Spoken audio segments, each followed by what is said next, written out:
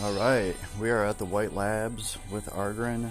We do have some more SC filled out on him.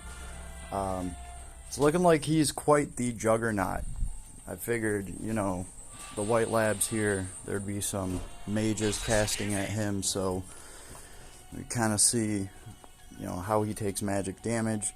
I do have his paid armor. I think that's the way to go. It's real easy to find a dark sword to put on him, but the armor just does so much for him, making him just stupid tanky. We'll just kill this guy right here.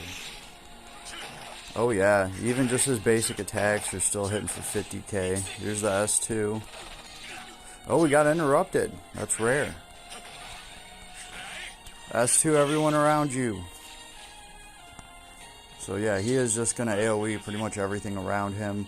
The S3 appears to be the only thing we have for travel. Let me see here. There's no pesky charismas or anything to worry about here. He is all just Hulk smash. So let's see. If I run away back here... yeah, we'll target this guy as the furthest away. Can we get over there with our S3? Okay, so yeah, he will charge over there.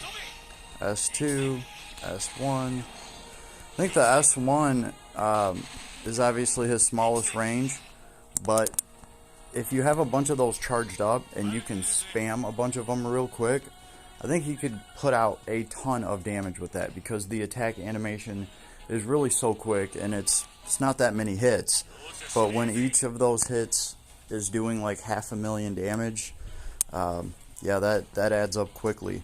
So let's see. You know what, I'm gonna take out the mage last just so we can see how he deals with the magic.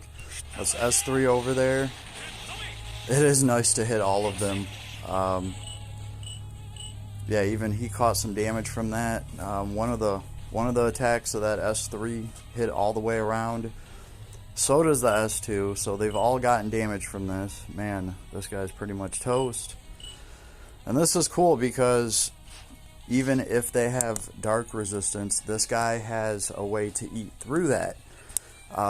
So he can take advantage of somebody being weak to darkness, and he can get all the bonuses from that. But if they're resistant to darkness, he has a way to even cut through that. And he is hard to flinch once he starts doing his attacks. They get through very quickly, so, it's going to be pretty hard to stop. Why are you following me around? Oh, to smack me. Okay. Come on, bro. Cast a spell before it's over for you. What do we got? So the fire's at least hitting us for a couple hundred. We can just S3 right out of there, and we just S1'd through one of his spells, right? We didn't get bounced around. So, he is flinch-proof enough to get his kit out there and start raking in crazy burst damage. Again, if you have a bunch of his S1s, he's just going to drop them like bombs on a boss. He gets a 50% strength increase against a boss, I do believe. So, a lot of these bosses you can also put like backstab and abilities that you can easily manipulate against certain bosses by just standing at a certain place in the map, and you can get a lot more percentage to your damage. And this guy's got crazy cap to fill out, right? So he can take advantage of all of that, and you can get a boss slaying mofo here. How well is he going to work in guild versus guild? At this point I really don't know, because he's not going to be getting that plus 50% to his strength, because he's not technically fighting a boss. I do believe your strength stat is what determines how often you drop your abilities. Yes, I mean, this guy's probably going to be able to drop an S3 and clear the map with it in guild versus guild, but is he going to be able to throw that S3? Chances are he probably will, actually, because he is so damn tanky. He's guaranteed to be on the map for a while. And if he can get off an S2 and S3, he might just be able to maim half the enemy team. So, it's looking like he'll probably be a good fit. He's got a ton of hit points. He comes in tanky AF. I honestly think his armor, sadly his paid armor, adds so much to him, and just really makes him damn near unkillable. He's going to be dragging that for as long as possible. And that's why I'm saying, even if he doesn't get that plus 50% strength, he'll still be able to throw an S2 and S3. And he's probably going to take out half of a team with him, aside from like a caster that's in the very back. Right? Very easy, simple gameplay from him. Hulk smash. Right? Let's look at his stats real quick. Not anything crazy. 66-45 strength. That's right, because it is a boss wave. So, aside from that, very straightforward, right? Oh, S2. That's so cool that you can just start throwing those from inside. All these birds, throwing them around. And I mean, they can get to him a little bit with like those black holes and stuff, but if he's using his skill kit, he's gonna power through with it, right? This is something Durin could never do. He would just get absolutely eaten alive here. Speaking of which, let's actually try to let them eat him alive. Because can they even do that? Right? He does have Proud Force on him now. Just because I wanted to see like just what could be done with his crit, how much healing he can get off of it. There's a lot of stuff to test on him.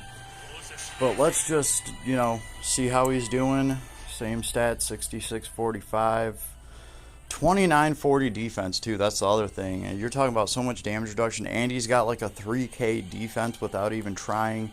I mean, it does have his paid armor on him, but yo, you can put like the sand armor on him, which is 20% damage reduction to physical damage, and it has a bunch of good stats on it too. So, you know, his damage reduction game is just going to be off the chain. So, okay, I mean they are working down the hit points, and a lot of that is magic, right? Like a lot of these birds are casting magic, especially the little ones. But as soon as this guy starts throwing any of his abilities, them little birds die out because they, like, unless they're really far away, they just gonna die out. Here we go. We get an S2 off in there. Oh, we S3 through the miasma, so that's cool. We're actually at 78-84 strength now. We're poisoned. We ain't playing. We have a boost strength up from something or another. So we did just like S3 through a bunch of miasma and a bunch of spells, so that was cool. Oh, that was his only chance to kill us. You know what? I probably should have let that ride out. These damn birds. These birds actually end up being the very end of this fight. They can be pretty gnarly. They get powered up once everything else dies. They always typically outlive the ogre. Bam! Yeah, they just cannot hide from this dude in his reach.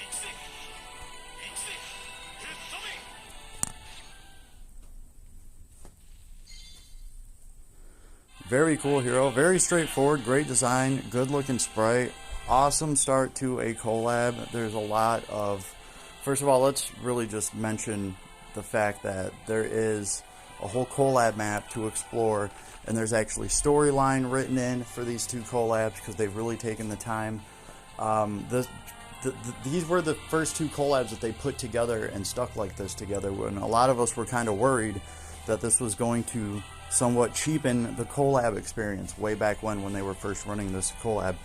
I don't think so. I think it like gave them a little bit more time to concentrate on actually building a map for us to explore. There's treasure to find everywhere. There's little chests, there's little bottles floating in the water. Make sure to scope for all of that after you've ran all the quests in there and unlocked everything, right? But there is actually a storyline with these characters coming into Last Claudia and meeting Kyle and the gang. So, you know, for those that are playing through it for the first time, enjoy. It's a pretty awesome little story. I dig it. I really like when they were actually bringing new heroes in from collabs, and they had story written where they would meet with Kyle and the gang, and you know, go on their little adventure, and we would always help them find their way home.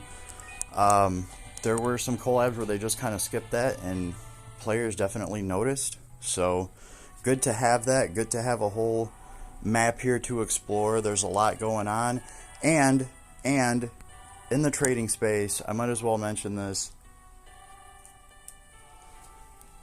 I probably should just make another video about using your special Redux collab ticket. Yeah, this is going to let you pick. Obviously, I already have all the heroes, but this is going to let you pick one of the heroes. Most players are going to be going for Rena. But hey, if you have Rena, you know, I'm just going to make another video talking about that because they are good heroes. I might as well go through all of them real quick because, you know, they're good heroes. It's not like Rena's the only one that anyone should pick off there, especially if you already have Rena. So yeah, I'm gonna cut it off here. Arngrim is a monster. It's just really crazy. You can go into one of these event map things right here, the unit test play, and just see for yourself how much damage he's popping out. The arc, I haven't got the arc yet. If we do manage to get that thing, I'll obviously throw up a vid. I'm obviously, after getting the hero, I'm just going to wait for part 2 to drop, right? And then we'll see, you know, how we do with that. And then maybe I can cycle back to trying to score the arc, which is a really good arc for farming experience. You know, it also works well for him as a dark damager. So, pretty cool stuff. A lot to grind out, a lot to get into. And I'm going to keep working on this hero. You guys have an awesome day. Best of luck to all of your gacha endeavors, and I will see you on the flip side later, everybody.